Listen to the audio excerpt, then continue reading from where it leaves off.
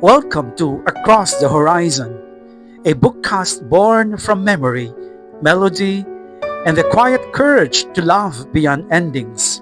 Here, each episode is a gentle unfolding of letters never sent, songs that carry prayers, and stories that rise from the soil of longing. This is not just a reading, it's a remembering, a space where the sacred and the personal meet, where grief is not a shadow but a companion, and where hope walks barefoot across the pages. I am Romeo Vital, and these are my reflections, written in the language of release, rooted in the rhythm of grace.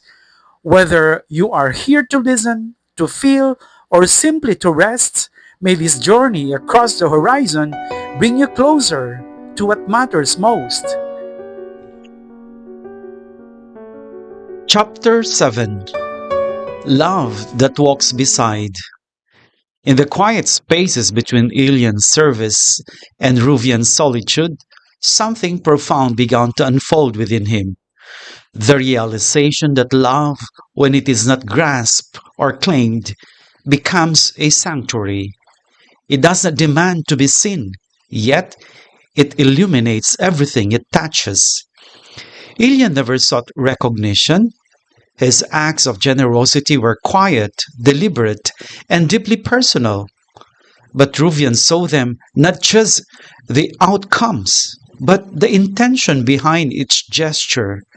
He saw the way Ilian looked at his students, not as recipients of charity, but as fellow travelers.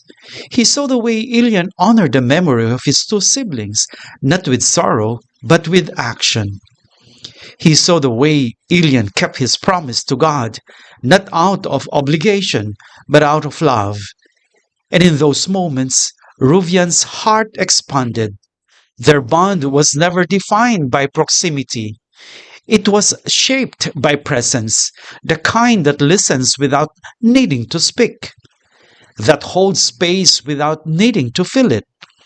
Ruvian walked beside Ilian in spirit, and Ilian walked beside him in grace.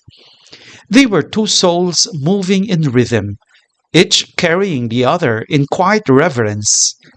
Ilian's story became part of Ruvian's, not because they shared a past, but because they shared a purpose to live truthfully, to love freely, and to serve without condition. There were days when Ruvian would read Ilian's messages and feel the weight of his exhaustion. And there were nights when he would pray for strength, not for himself, but for Ilian. In loving Ilian, Ruvian learned that love is not always about holding on. Sometimes it is about holding up. And so, as Ilian stood before his students, offering them hope and nourishment, Ruvian stood behind him, offering him the same, not with grand gestures, but with quiet faith, not with possession, but with presence. Together, they became a living story, one that speaks of resilience, of grace, and of love that walks beside.